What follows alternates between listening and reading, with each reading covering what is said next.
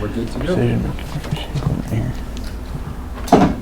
Okay, Ray, you can start with introducing yourself. Okay, well, my name is Ray Samuelis, and I'm the Burlington County Agricultural Agent here in Burlington County. Yes, my name is Albert Ayeni. I'm the ethnic crop specialist at Rutgers School of Environmental and Biological Sciences and the New Jersey Ag Experiment Station in New Brunswick. My name is Stephen Specka. I'm a local farmer, recent Rutgers graduate.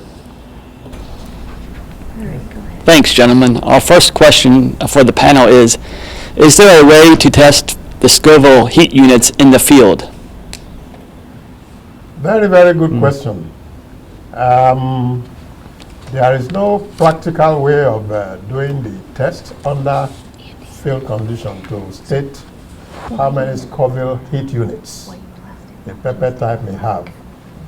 But people who have had experience with tasting peppers, by the time you take a bite, you will be able to compare it to some other ones you have had before, and will be able to place that pepper on a scale of whether it is extremely hot, or it is mild, or no heat. To be able to relate that to Scoville heat units is a difficult thing under practical conditions, because the way the Scoville heat unit is determined is by using a medium as a solution where you mix the pepper, you dilute it until it does not have any heat taste at all. Before you can say, okay, you have to use so much water or so much solution to bring that heat down to nothing. And this varies from one pepper type to another pepper type. It's not something that can be easily done under field conditions, but experienced people will be able to place a pepper like habanero in its right position, a pepper like many cayenne pepper, much softer than habanero. You'll be able to say it probably belongs to that category.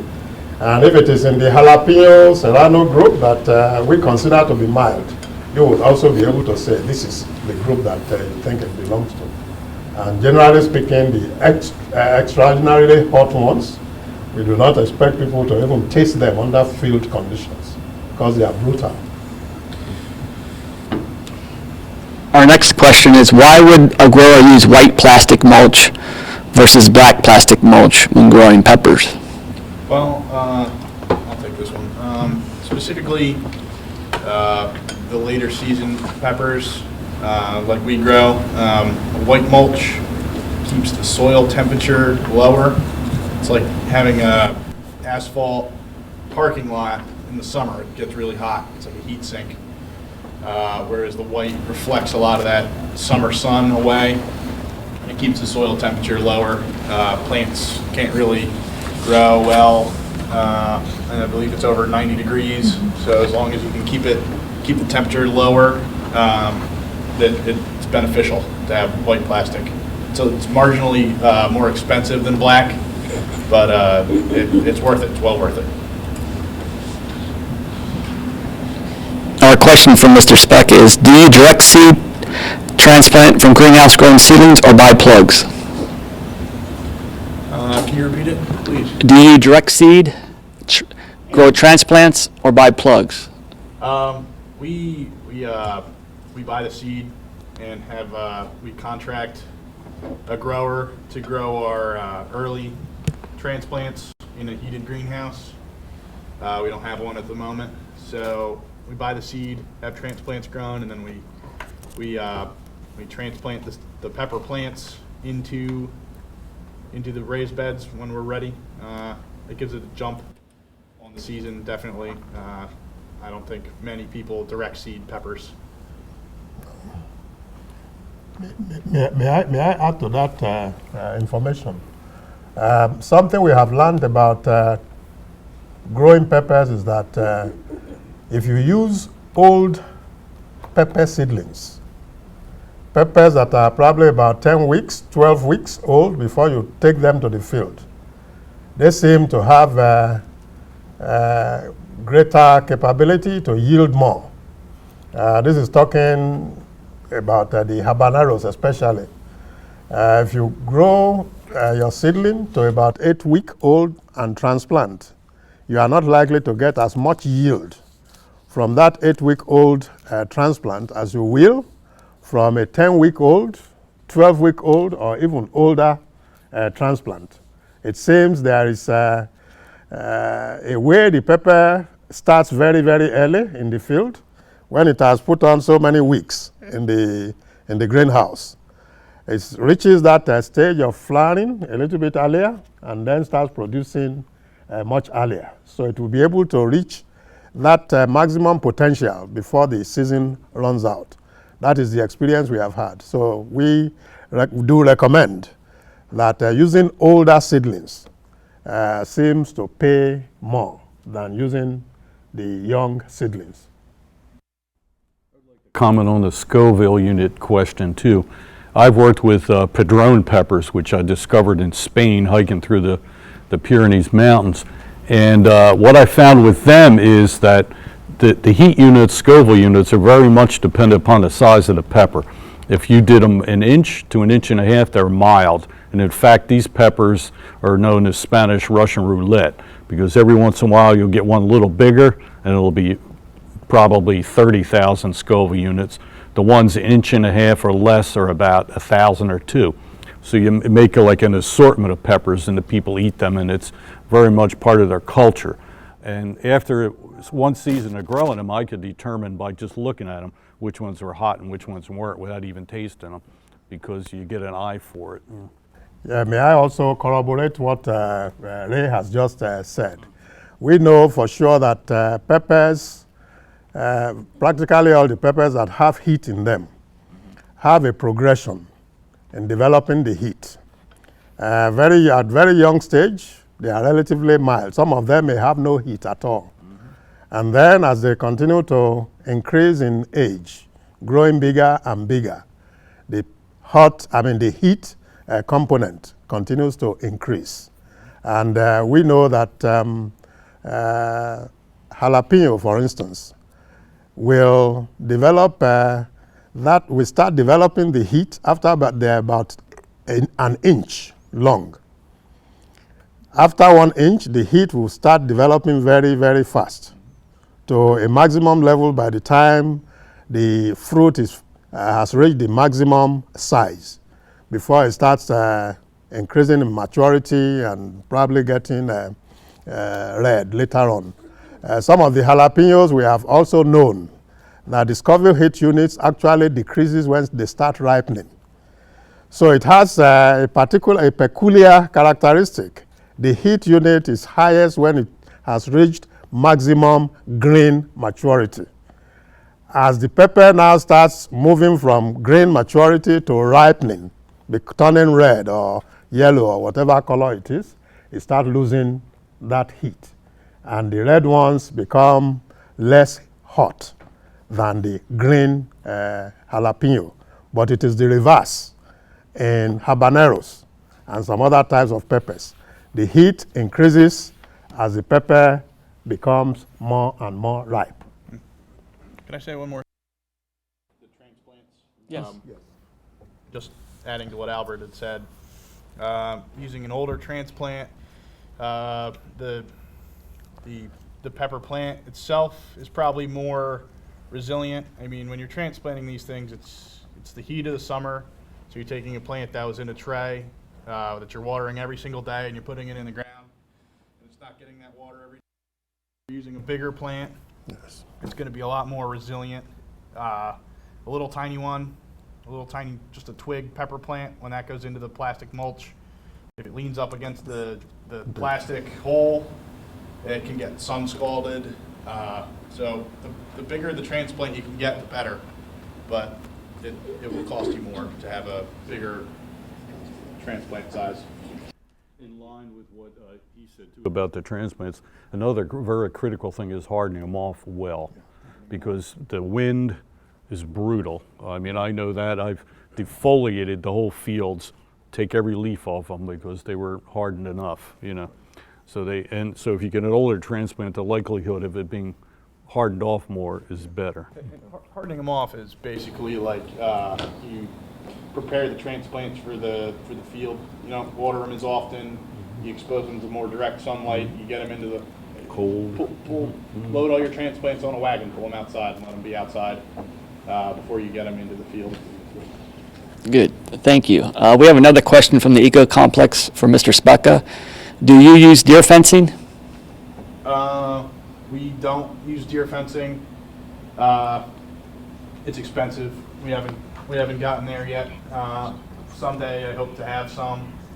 There are a few chemicals you can use. I've never experimented with them, but I've heard that deer away works pretty well. I hunt. I have some friends who also hunt with me, and I use a depredation permit, and I've found that works very well for limiting deer populations. If you're trying to reduce the population, you need to have your hunters shoot a lot of does. It only takes one buck to populate a whole herd of deer, but you reduce the number of does and it controls the population a lot better. Fortunately, too, if you're a preserve farm, they just introduced a new program to supply deer fencing that you can apply for if you're preserved, if you're not. That deadline is coming up very Yeah, shortly, yeah, and it'll provide the fencing, it will not provide the post, so, but hey, every bit counts. Oh, yeah, every support. We have a question from Kate May. What most likely causes the weather cracking or the corking in some of the bell pepper and other pepper fruit? Well, Is it- generally, I always consider them growth cracks where it gets a little too dry and then a big flush of moisture, and they expand quickly from the inside and split them.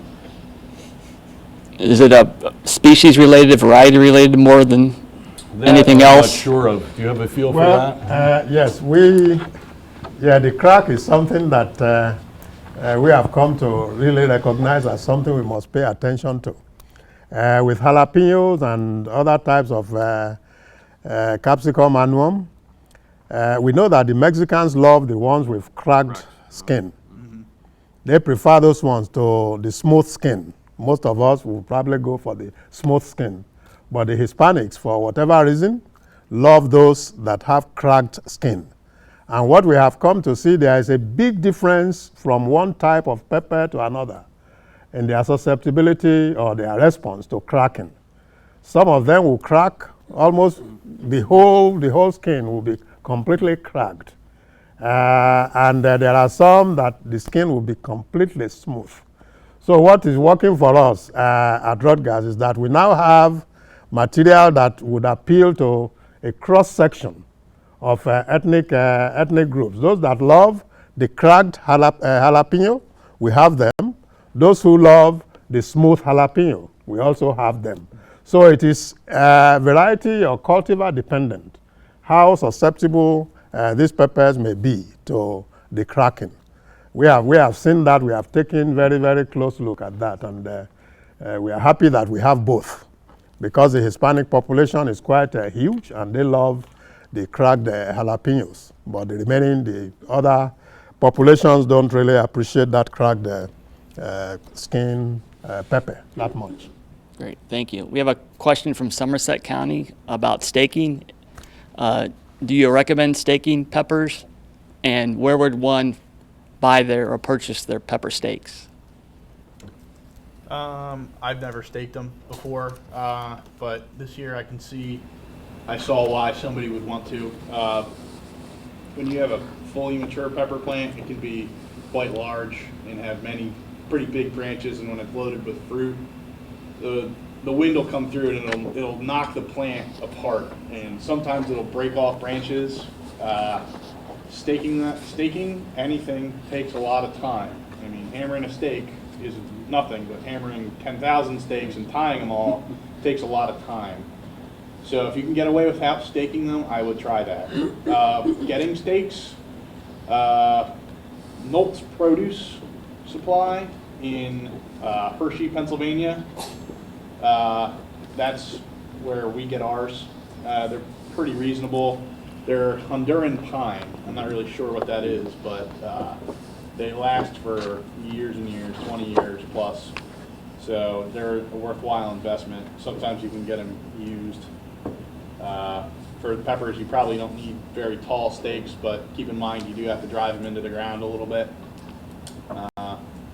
Always go with the bigger size than you think you need. Just makes it The other easier. problem with the stakes too is the fact that if you're using them multiple years, which hopefully you would, they have to be sanitized because the bacterial leaf spot of peppers is a very devastating disease, as Andy would attest to. And so you have to sanitize them with some type of sanitizing material like chlorine or oxidate materials or whatever. So you don't spread it, because every time it brings another whole aspect to growing the plants is when you have to tie them, you have to touch the plants, and you got to be careful the time of day you do it, because if you do it when there's dew in the plants, you're opening yourself up to spread diseases. So you got to wait till they dry off and then tie them and handle them the least amount possible. Yes, may I also quickly add that at Rutgers we have had situations where we have to stake some of our peppers.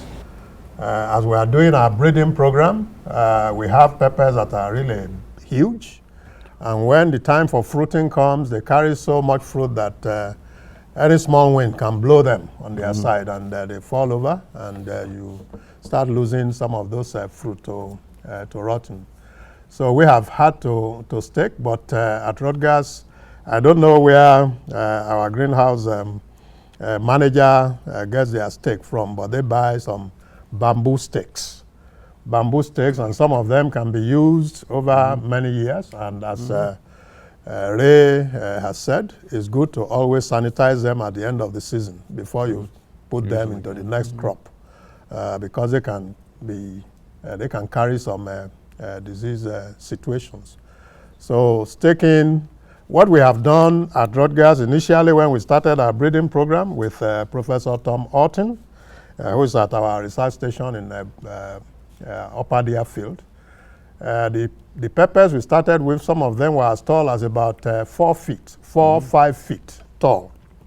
And through his own breeding expertise, he was able to move those ones that are so big out of our germplasm and bred for those that are small size peppers that wouldn't be victims of falling on their side anytime there is a wind problem. And now we have relatively short, robust pepper types that fruit, their uniform fruiting will make the plant relatively stable and not susceptible to falling one way or the other. So we have in the last 2-3 years, we have not really had much problem with staking, because the plant size has been reduced to small size, and the fruit yielding pattern makes the plant very, very stable and can withstand a little wind incident. Question from Kate May for Mr. Spacca. How do you price your pick your own? Per pound or by container? On our farm, all of our pick your own crops are by the pound, except for things like heads of cabbage. By the pound, we've found that you kind of have to look past what size they pick. Sometimes, sometimes they'll go out there and they'll get a lot of very small eggplant or peppers, and it can be frustrating. But you need to remember that's what your clientele is wanting. So you need to respond to that. We go by the pound, not the container. That's for pick your own. For retail at our retail market, we do everything either by the piece or by the peck or by basket. So by the pound's nice. It doesn't matter if it's green or red. Same price really. It's frustrating because red's harder to get, but by the pound is a good way. Don't be afraid to charge a lot for them, because they're not easy to grow, and if people are there to pick them, then they want them. So you can get your money's worth with peppers. Yeah, at Rutgers we have also sold most of our peppers by the pound, both in the farmers market as well as to the hot pepper sauce industry. The hot pepper sauce industry prefer to have their supplies in maybe 20, 21 pound boxes, whereas in the farmers market we sell in maybe small baskets of 1 to 2 pound per basket, which has worked very well on both situations. I think also you should consider using containers sometimes, because what I found when I did my Padron pepper study is at that time they were selling for $17.95 a pound. I just checked the website actually earlier this afternoon. Now they're $29.95 a pound. So you say that to people and the people say, well, that's ridiculous. Nobody's going to pay that. And people pay it, and you have to get on a waiting list to get them, number one. But number two, you find that some of them are very lightweight. So what we did is when I test marketed them, I did 6 farm stands in pints. So it turned out that they were like $9, $6, and $5 a pound. Even the cheapest price there was 5 times better than what you get for most peppers. So we were still selling it for big money, but people would pay $3 or $2.50 for a nice pint of them. But 17 a pound, they wouldn't pay, but they were paying almost that amount. So. Small package. Right. Yes. Exactly. Okay, so we're set to take a 10-minute break. So we'll be back here at 10 after. There's still food outside. So if you think of more questions, we are going to have more question and answer session. Coming up after we talk about our SWOT analysis. If you buy steaks, make sure you buy Honduran pine. Yeah.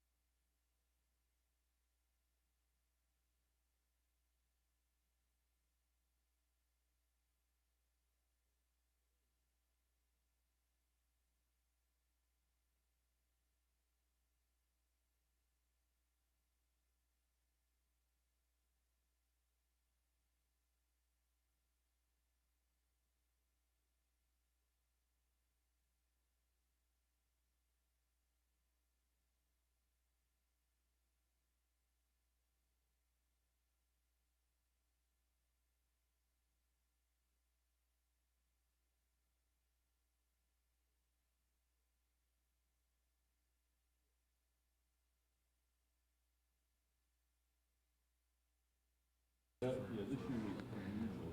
going to start in a few minutes, everybody. I want it beginning of June. I can Well, do that. no, you can't, well, All right, guys, you ready? Yeah, we're gonna start.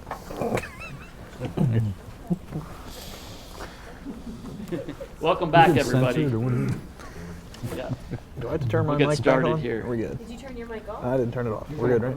Okay, great. Our next question comes from the Eco Complex, and this is for Mr. Specka. How do you market your items? So for the peppers, for marketing those,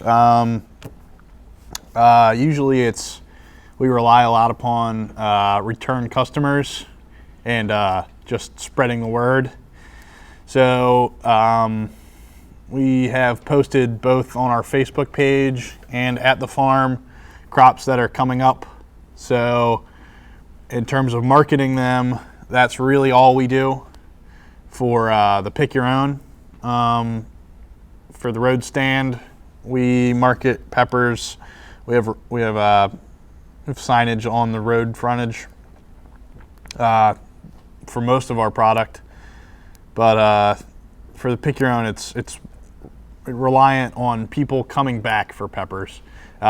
Picking something early in the season and then hearing about us having a wide variety of things to come back to pick. So getting the repeat customers is what you'd like to focus on for peppers. Yeah, I just quickly add to Steve's contribution here. At Rutgers, we started marketing our peppers this past summer in the farmers market, as well as to the hot pepper sauce industry. And what the hot pepper sauce industry would like to do, they have actually engaged us to produce on contract for them. They make specific demand for certain types of habanero or cayenne, what quantity they would need. So we are working together with them to develop a program of production that will meet what they are asking for. So we want our growers to know that this is a real opportunity out there. The hot pepper sauce industry is an addition to the market opportunities that exist out there. We have identified maybe 2 or 3 pepper sauce producers, and they are already asking us to get committed to them to produce certain quantity. And this is very valuable to us in our entrepreneurship ACT program at Rutgers.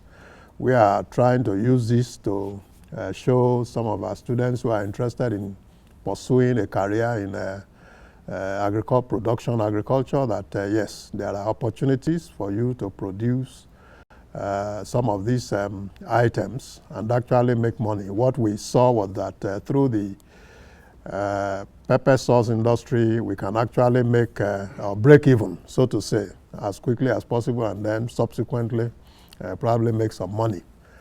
Because the pepper sauce industry is growing very, very rapidly in this part of the country.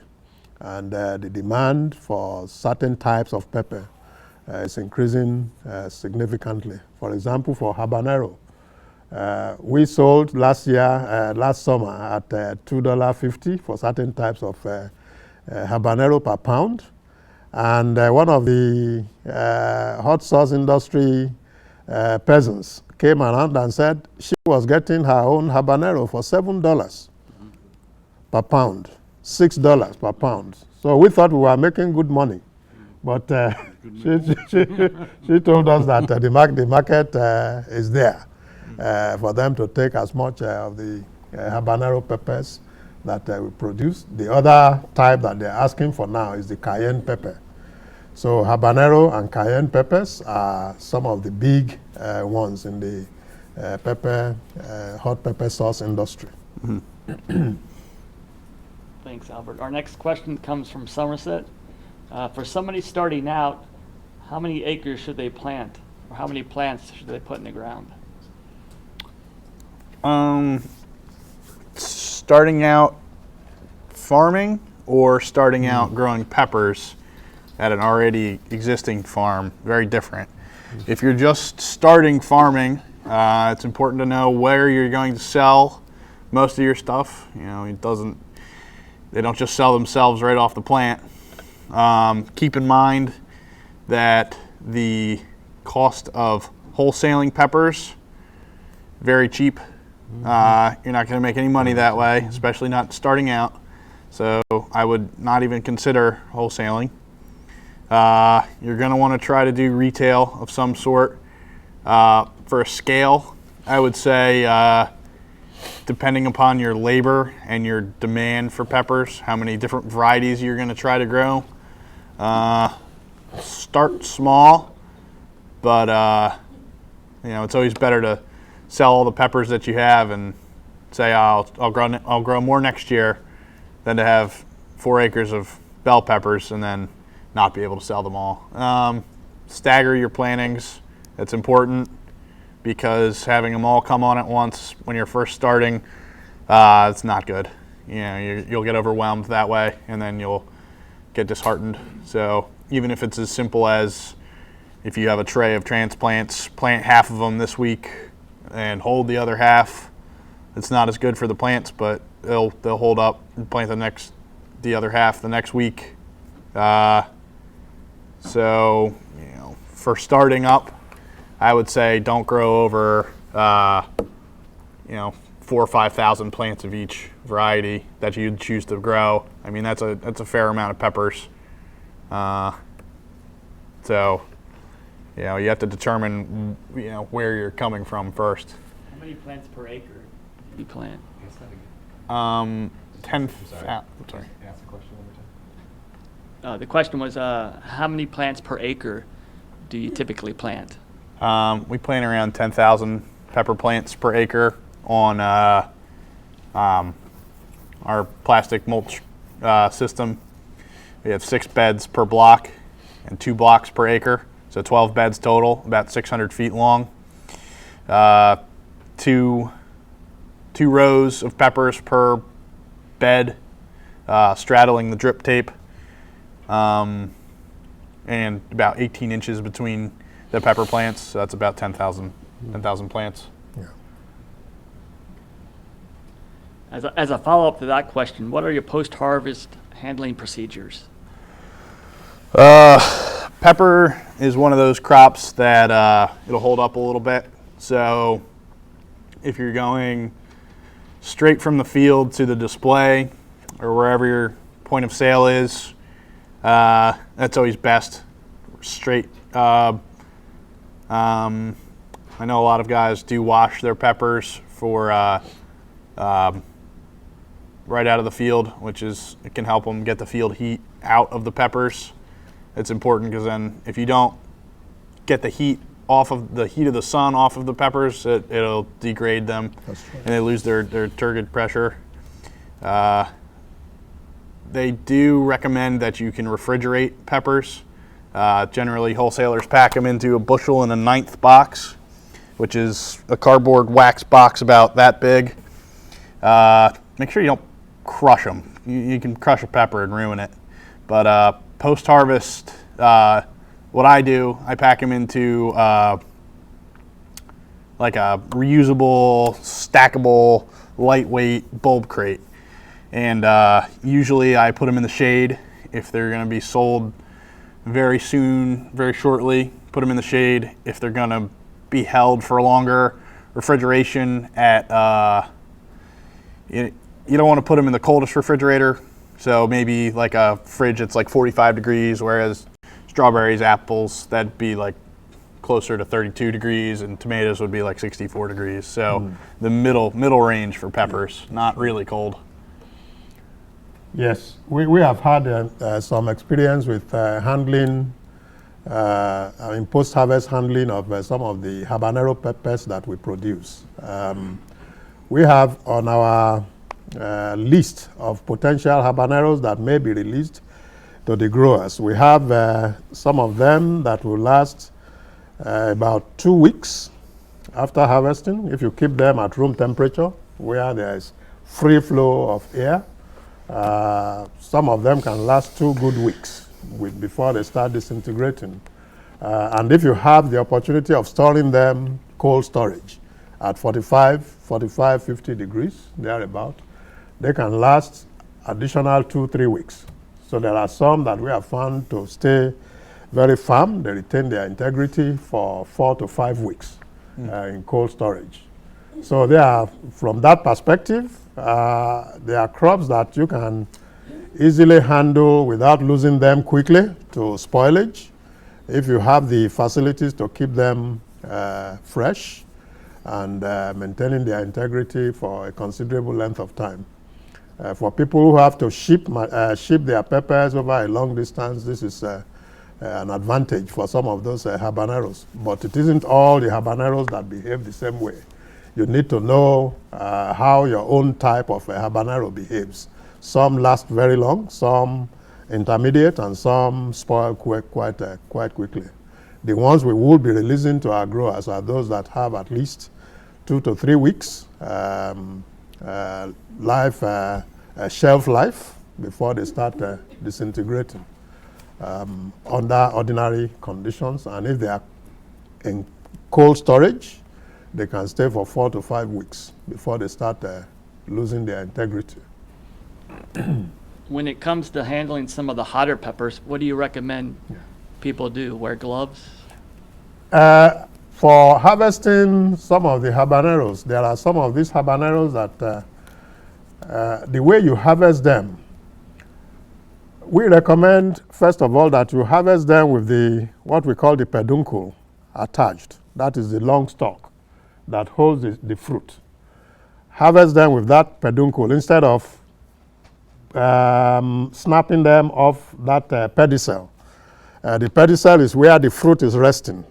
If you rip them off from that point, you are creating some kind of injury that may actually seep into your fingers, may make the fluid of the pepper seep to your finger, and it could be very hot. That is practically the hottest part of the pepper, that base, that lowest portion. That is where the heat is packed in most of the habaneros. Some of them have heat distributed all throughout the pepper, but most of them, those that are a little bit milder, would have their heat concentrated at that base.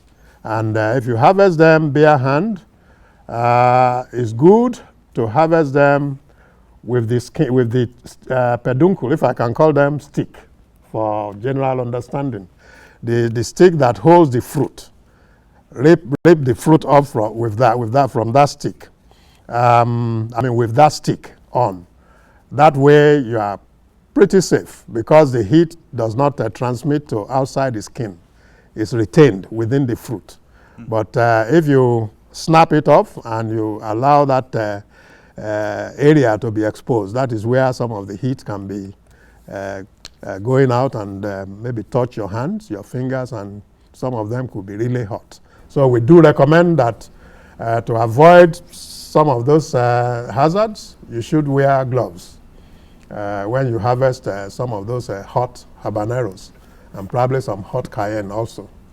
There are some that could easily rip off the peduncle. Some may not rip off quickly, so you should know the type of pepper you have, and that will guide you as to how much protective wear you should consider before going to the field. Can I say one more thing along the lines of just safety in general?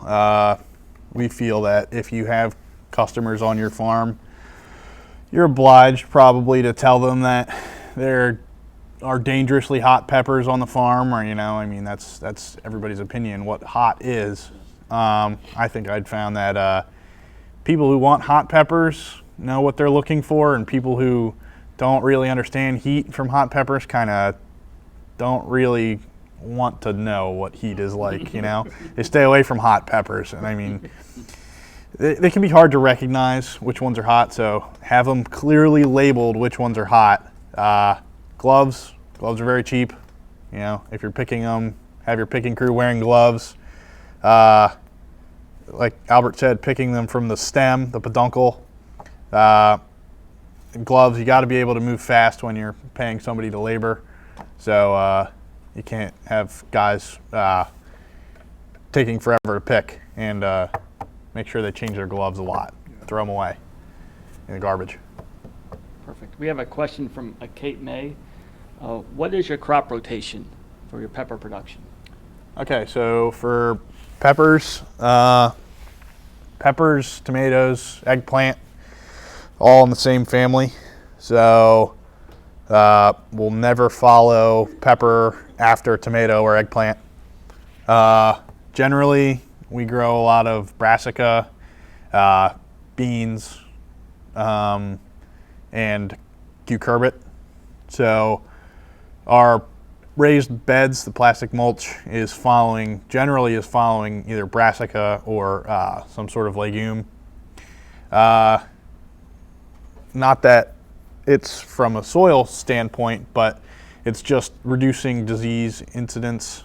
So there's a lot of residual that you will see in a field. I'd suggest if you're doing staggered plantings of peppers, if you can separate your plantings with some distance, or a barrier of some sort, whether that be a couple fields away, that'd be better. In case you lose control of a disease in one field, it won't spread as fast to a different field. So if you're going to rotate, don't rotate any tomato, eggplant, or pepper after one another. Do something different.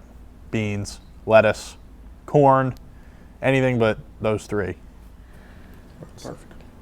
We have a question from the Eco Complex. What type of insurance do you carry for a UPIC operation?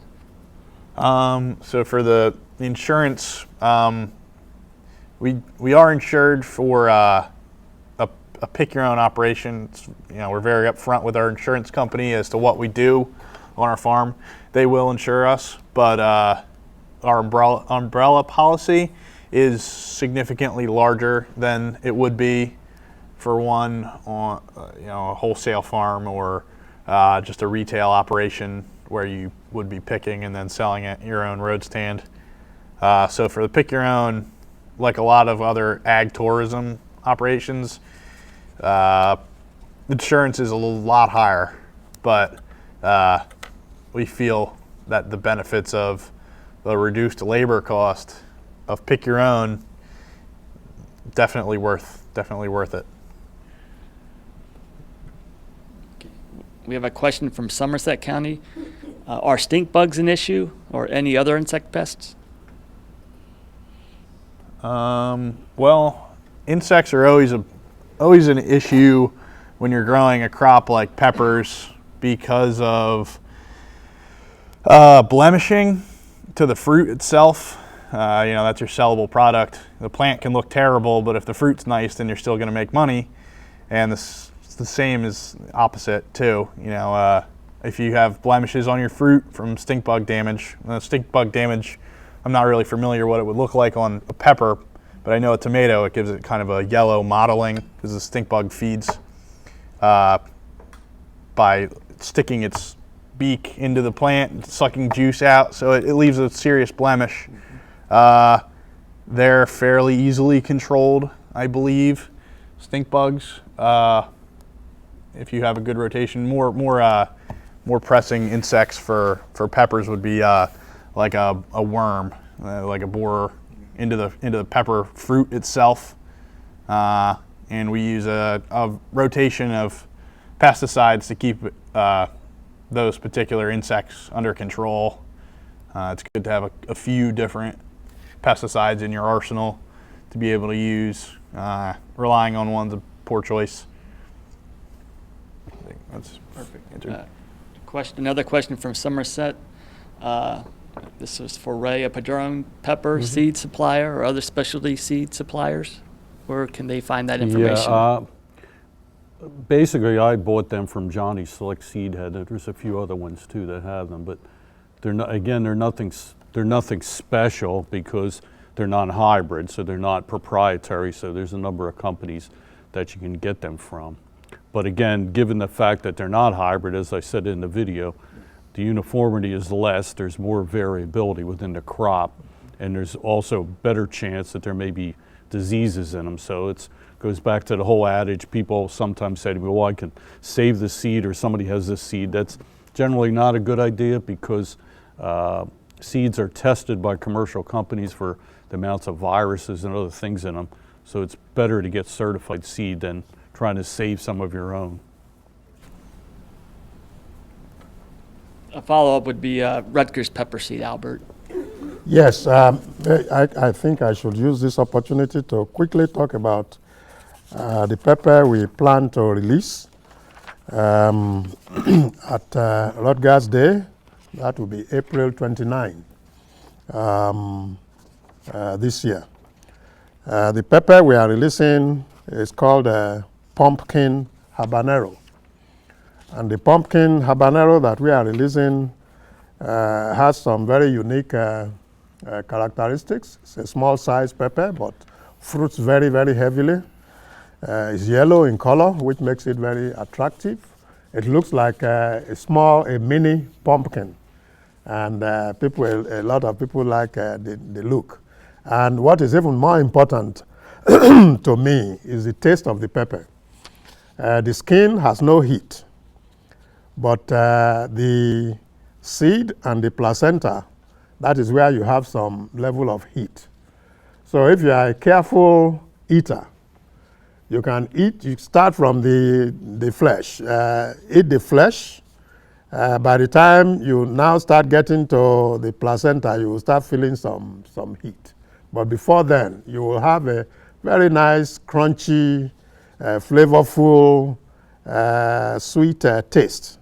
Very, very nice tasting habanero, which the heat that is concentrated in the placenta and where the seed are located is about 50,000 heat units on the scale, on the Scoville heat unit scale.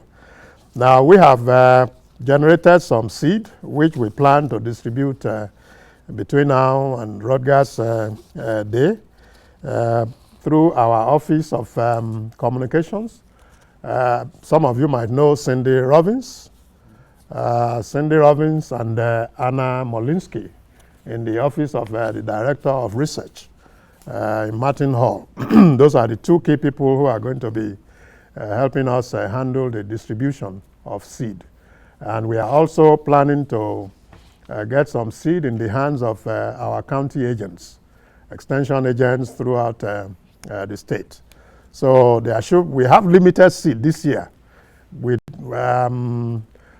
actually didn't think about this early enough at the time we were producing. Otherwise, we probably should have been able to produce more seed. We have just about 10,000 seed, which we are going to be distributing in packets of maybe 20 to 25 seed per packet, and we see how far this goes.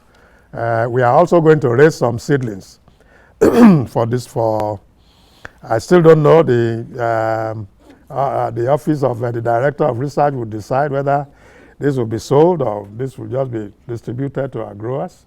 I do not have a decision on that, but some of the seed and the seedlings of our pumpkin habanero should be available by April 29 at the Rutgers Day.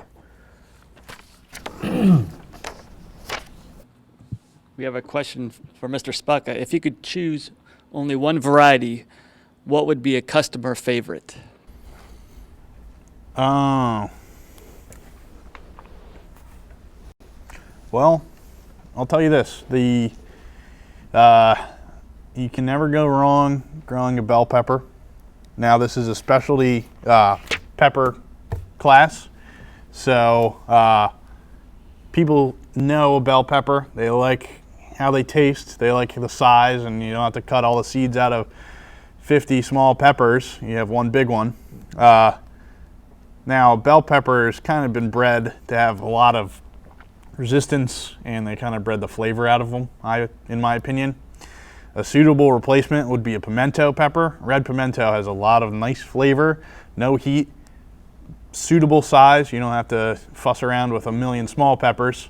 You know, it's a pretty large pepper. So I would say a customer favorite would definitely be turning a bell pepper customer into a pimento pepper customer. That's a good idea.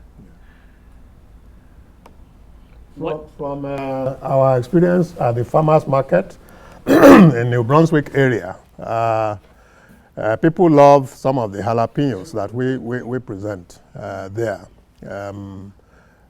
Most of the time they prefer these jalapenos with smooth skin for a change.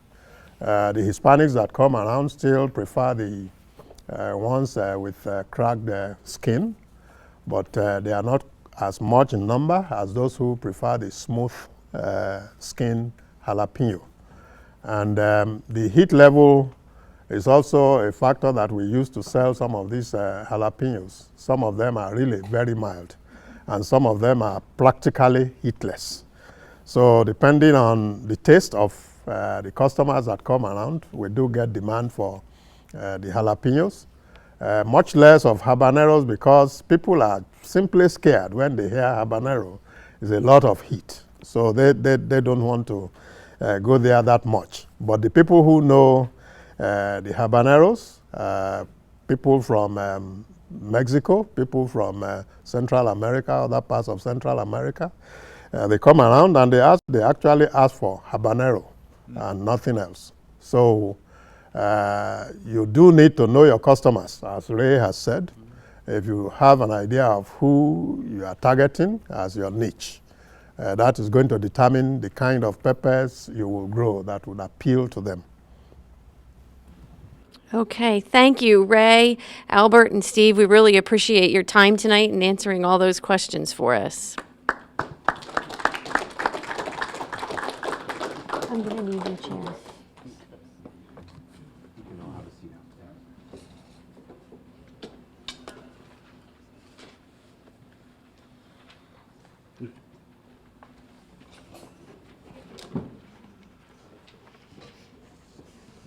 Okay, hello everybody. I'm Meredith Melendez. I'm the county agent at Rutgers Cooperative Extension in Mercer County. And I'd like to encourage, for those of you that didn't have questions that were answered this evening, to please contact your local county agent and ask them production-specific questions. And make sure you're reading the materials that were provided to you as well. There's a lot of great information in the fact sheets and information that was given to you. So we're at the final portion of the program where we need you to complete the evaluation that's been provided to you. This information is very important for our grant funders. They like to see the feedback from the growers that have participated. It's an important way for us to show them that we did what we said we were going to do and hopefully receive some more funding in the future. So you'll see your survey is 2 pages. You've got an information sheet in the front that sort of explains the survey itself and legal requirements to make sure that we're keeping information confidential. Gives you reasons for why we're asking for it. You'll see that you put your name at the top, and that's just to make sure we get the survey from everyone. Once we start looking at the data, the information that you've supplied to us, that will be kept confidential. So there won't be a way to really associate your answers to your name. So feel free to have at it and tell us your true opinions about the program. And the question number 2 on the survey, I'd just like to point out that you're answering that first box is what you've learned after attending this session, and the second box is before. So it's not necessarily chronological order. So just, it's interesting. Sometimes the responses we get from folks that think they're answering first before and then after. But thank you all for coming, and thank you for filling out the survey, and we hope to see you again at a future Ultra Niche Crop program.